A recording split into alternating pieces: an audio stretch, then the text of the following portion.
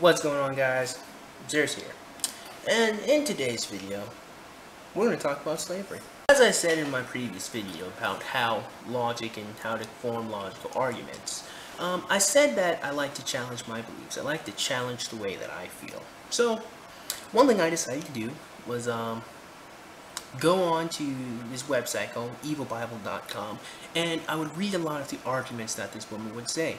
I also came to found this website because the woman who writes on the site is also a feminist, which I find to be friggin' hilarious. But anyway, so I go on there and I begin reading and I begin challenging myself, and I began reading my Bible and looking into a lot of what they have to say. And I found a lot of things to be interesting. So a lot of atheists would like to, especially Sam Harris, a lot of atheists like to say that the Bible is evil and bad. There are a lot of horrible things in the Bible. And they're true. There are a lot of horrible things in the Bible, but not specifically what they all like to claim.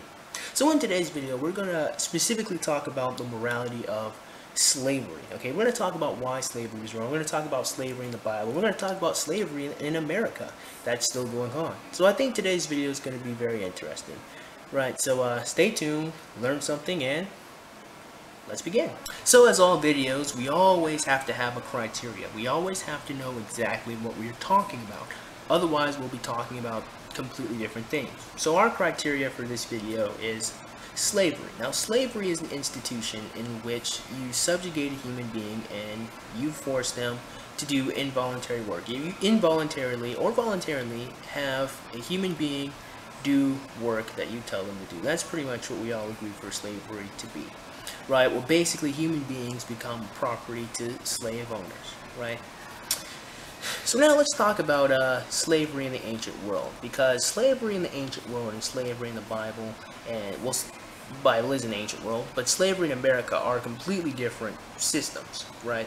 So we're going to go all the way back to when Rome and Greek and all that, the world was in a conquering spree, right? Conquering nations. Nations are conquering each other. Let's go all the way back there. Because one thing you'll find to be very interesting, one thing that I had a thought the other day, was this aspect right here. So when you have one nation take over another nation, you cannot completely rape the land. You cannot completely destroy the land. Otherwise, you have defeated the purpose for warfare. Remember, the nation that had more land, that had more people to tax, more people to work on it, was usually the most powerful nation back in that time. The more land you had, the more crops you can build, the more people you had under your control, all that goodness. So you could not completely destroy the land, otherwise you would have literally defeated the purpose of the war that you fought in order to obtain said land, or obtain said trade routes, or obtain said crops and whatever, the resources. So you could not completely kill everyone that was on the land you fought in, okay? Because one, those are valuable people. Right, they're workers, they're strong, if they put up a good fight, you know, they know the land, right, they know the land, they know the crops, they know how to soil it, how to grow the crops, how to use the irrigation systems, how to use the land that they were born in, right? So when Rome took over the Greeks, they could not completely kill the Greeks because the Greeks knew the land. So what they did was they enslaved them, or they integrated their society with the society of the Greeks, or the Etruscans, right? This was purposeful. This is purposeful. This was for a reason. The reason was this. You had to have the slaves to integrate the Greek culture into the Roman culture. This way you get everybody to be content and everyone to agree on what you want them to do, right? The slaves, remember, and honestly, this was a mercy, right? Because what the Romans could have done, they could have just killed all the Greeks. But by enslaving some of the people, or enslaving some of the lands they took, they got to learn about their culture, they got to integrate the culture together, and they got workers who knew how to work the land. So now they didn't have to spend time learning how to crop the land or build or anything. Instead, they could spend more time going out to conquer more lands. That was the point of slavery. It is to integrate cultures. It was to get the people who knew how to work the land under control. That was the point. That's why they had slavery, right? And the thing with the ancient world slavery, especially with the Romans and the Greeks, is that the slaves could earn their way out of freedom. They could buy their freedom. They could earn money. And more oftentimes than not, they were treated as a part of the family. They were the people who took care of the children. They were the people who taught the kids how to read and write. This is not the slavery system in America. This is completely different. So now they say, a lot of atheists love to say that the Bible supports slavery because there is slavery in the Bible and it gives rules for slavery. So we're going to look over the rules for slavery, and then we're going to compare and contrast it to the system that occurred in America. Okay, so here's what we're going to do. First, we're going to read from the site Evil Bible Slavery, because it has a lot of different scriptures on there already. And then what I'm going to do, since this is not the King James Version, I'm going to reread it from the King James Version to see if it all matches up, right? Okay, so here it goes. So this is Exodus chapter 21, verse 2 through 6. If you buy a Hebrew slave, he is to serve for only 6 years. Set him free in the 7th year, and he will owe you nothing for his freedom. If he was single when he became your slave, and then married afterward, only he will go free in the 7th year. But if he was married before he became a slave, then his wife will be freed with him. If his master gave him a wife while he was a slave, and they had sons or daughters, then the man will be free in the 7th year, but his wife and children will still belong to the master. But the slave may plainly declare, I love my master, my wife, and my children. I would rather not go free. If he does this, his master must present him before God. Then his master must take him to the door and publicly pierce his ear with an awl. I think it's owl. It's A-W-L. After that, the slave will belong to his master forever. Okay, so the immediate response this feminist writes is, notice how they get a male Hebrew slave to become a permanent slave by keeping his wife and children hostage until he says he wants to become a permanent slave. What kind of family values are these? I'm going to respond to that in just a second. So here's what we're going to do next. We're going to read verse 7 through 11 to finish that chapter. Okay, so this is the next set of scriptures. When a man sells his daughter as a slave, she will not go free at the end of 6 years as the men are. If she does not please the man who bought her, he may allow her to be bought back again. But he is not allowed to sell her to foreigners, since he is the one who broke the contract with her. And if the slave girl's owner arranges for her to marry his son, he may no longer treat her as a slave girl, but he must treat her as his daughter. If he himself marries her and then takes another wife, he may not reduce her food or clothing or fail to sleep with her as his wife. If he fails in any of these 3 ways, she may leave as a free woman without making any payment. Now, this is very, very, very interesting, and here's why. Notice how this slavery is completely different from the slavery system that was in America, right? Now in America, what you had was you had colonial people coming over to this new world, subjugating the natives here, beating the natives, selling the natives to each other. The natives had no chance to go free, at least they run away or kill their master. Then once the natives began to die or get killed due to smallpox, what happened was they had to bring the Africans, who were a lot stronger, over to America and have them build up and build the land, you know. And the reason why they brought the Africans is because they had no idea what America was like. The Native Americans knew the land, so they were able to escape easier and were able to get out. The Africans did not. So the Africans were isolated. That's one of the reasons why they brought the Africans. The Africans were also immune to smallpox and other diseases. They were physically stronger. That's why they brought them over.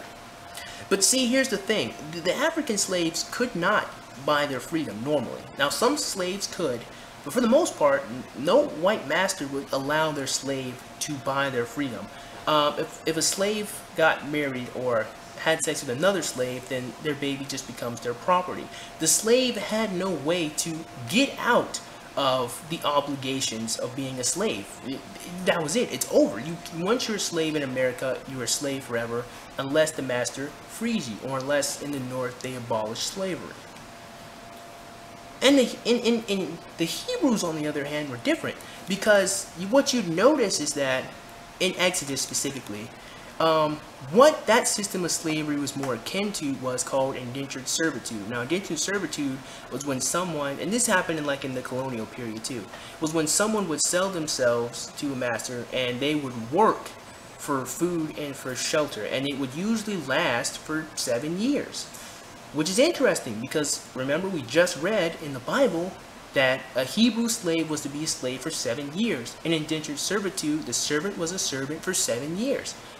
They line, well, no, it was 6 years for the Hebrew slave. It lines up though, it's very similar. The slave can go free, no payment, it's fine. Among other things, the slave could sell himself to the master, again, more akin to indentured servitude. But the master could also buy slaves too. But again, after the 7th year, he is to go free. Now a lot of people would always say that the slave and his children and his wife, if the master gives the slave to his, gives a wife to a slave, you hold them hostage and you can't let them go. This is taking it out of context, right? It really is. Now, am I saying that no master ever held the wife and children as hostages to force the slave to continue to be with them? I'm pretty sure it's happened. I'm not gonna lie, I'm pretty sure that has happened. But that's not what the Bible is saying. The Bible is saying if the slave loves his master, if the slave is fine with what is going on, he will stay with his master and be with him. You have to keep this in context. What was going on with the Hebrews? What were going on with the Israelites? They were constantly in war. Resources were scarce. Should he leave with his wife, he would have to now create his own business. He'd have to go hunt himself. He would have to go face all these other things. But with the master, on the other hand, it worked to benefit everybody. He still got the food and he had to work for the food. This is how it works in America today. We go to a 9-to-5 job, we get the money to pay off the mortgage on our house, the house that we don't actually own, to pay off the car that we don't actually own. We go to work to a corporation to gain the money to pay off for stuff that we don't even actually own. It was the same thing with the slaves. It was a system that worked. Resources were scarce. If they lived with another person, they had a higher chance of survival than if they lived on by themselves. Once again, did some of the masters probably keep the wife and children as hostages? Probably. But that is not what the Bible specifically means. Because let's look at this. If we look at us human beings as simply animals, like of an evolutionary biological way, we're just animals. We are no more special than a dog. Think about dogs. Now, technically, you could say that a dog is somewhat of a slave. And once again, if we're all equal to animals and we subjugate animals and we keep them and feed them, and we keep them and we feed them, they would technically be a slave if you look at it from an evolutionary biological way. Because remember, all animals, we're all equal to each other in that regard. We're no more special than a fly, according to that theory, right? Think about a dog and his master. Dogs love their masters. Dogs protect their masters. Dogs keep their masters safe. Dogs bond with their masters. So how could an animal with even higher brain functioning not also do the same thing? This is what the Bible is saying. The Bible is not saying that you're evil, you're a horrible person, you keep the people hostage. It's saying if the slave truly does love their master, then he can say, I want to stay. Again, in the context of what was happening with the Hebrews, with resources being scarce and they're wandering around, it makes sense that a system like that would work. Here's one hilarious thing when it comes to feminists, right? About the way women were treated. A slave girl had 3 different ways to not be a slave anymore, as opposed to the man's 1, right? Remember, we just read the Bible. I'm not making this up. The woman had 3 ways to escape slavery. If she married the slave master's son, then she's not a slave anymore. Now they're married together. Now the son has to take care of his wife, right? If the slave master marries the girl and he marries someone else, but he doesn't treat the slave girl the same way he treats the other, if he reduces her food or treats her differently, she gets to go free. He cannot sell the slave girl to someone else, at least again, or to foreigners, at least again she goes free. 3 different ways for a woman to go free. 1 way for a man to go free, right? So women still getting some privileges here, right? It's hilarious how that works. But again, this is different. Again, there are ways to get out of slavery in the Hebrew Bible. There are even rules against beating your slaves in the Hebrew Bible. Remember, it says if you beat a slave and they die, you will be punished. In America, it didn't work that way. You could beat your slave to death and it would be fine. Shoot, after slavery was abolished, you could still grab a bunch of black people, hang them, cut their skin off and kill them, and still won't be punished. Completely different, right? So now, we're going to answer the question. So, what makes slavery bad? What makes slavery wrong? You know, because we always hear that. We hear a lot of people say slavery is bad, slavery is wrong. But why? Why is it wrong? We don't ask ourselves the critical questions. Right? Because you'll notice something funny. I'm about to reveal the truth to you guys, and it might blow your mind. But check this out, right? Slavery was perfectly fine in the ancient world. Slavery was fine even in America. But something happened to change that. And what happened was the Declaration of Independence. When the Declaration of Independence was wrote, and Thomas Jefferson said all men are created equal by their indomitable creator, something changed in the mindset. Now, it doesn't matter who this creator, it doesn't matter who the creator is, it doesn't matter who the God is. The God could have been Prometheus. It doesn't matter. When he said all men were created equal, people started to think, wait a minute. We can mate with these slaves, and they bring forth people. They're not other animals. That would mean, logically speaking, that they're men. They're women, which means they have rights too. Now, slavery is wrong, because men and women all men are created equal. That's what happened. But you'll notice something funny here in America, right? As it turns out, slavery is not completely outlawed, right? If you read the 13th Amendment, it will blow your mind. And in case you don't believe me, I'll read the 13th Amendment. I'll read it for you. Okay, so here is lock.gov programs, web guides, the Library of Congress, right? 13th Amendment, right? The 13th Amendment of the Constitution declared that neither slavery nor involuntary servitude, except as a punishment for crime whereof the party shall have been duly convicted, shall exist within the United States or any other subject to their jurisdiction. Now, what might blow your mind is this. Slavery is still going on in America. It's called the prison industrial complex, right? Criminals are forced to do slave labor and forced to spend time in a penitentiary for breaking the law.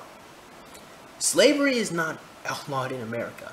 You just can't enslave someone just based on race or sex or anything like that.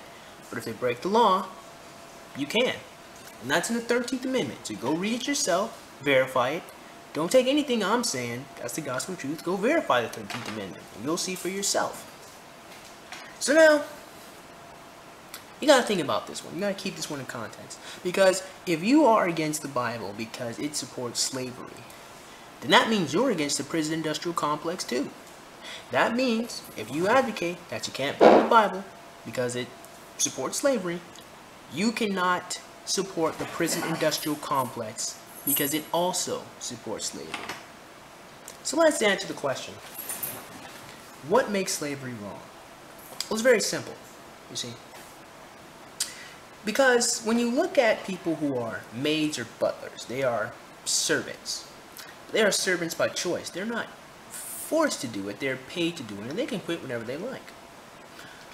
They have to cook and clean and do a whole bunch of other things that servants would do. So, a butler, a maid, they do the work that they're told to do, and they get paid for it. The same way a slave, back in the Hebrew or ancient culture time, would do, and they got paid for it eventually with their freedom. Maids sometimes stay with the family for their entire lives, and sometimes actually raise the children because the people who usually afford not slaves, but maids usually don't have time for their children. So usually it's the maid or the nana who ends up raising the kids, which I think may be a topic or a point I may bring up in a video later. But that's not the point. The point is they do it because they want to do it. The Hebrew slaves sold themselves into slavery because they wanted to, because it was a system that worked. What makes slavery wrong? Well, the answer is simple. You see, morality is based off of this idea of autonomy. In my philosophy class, the word autonomy was meant to a person's ability to make the best decisions for their life. Anything wrong is wrong because you're taking away somebody's autonomy. When you force someone into slavery, you take away their autonomy. Slavery in America was wrong because you're taking away someone's autonomy. You are taking away their ability to make the best decisions for their lives. That is why slavery is wrong. So, was this video a video created to defend the institution of slavery and say that it was a great thing? No.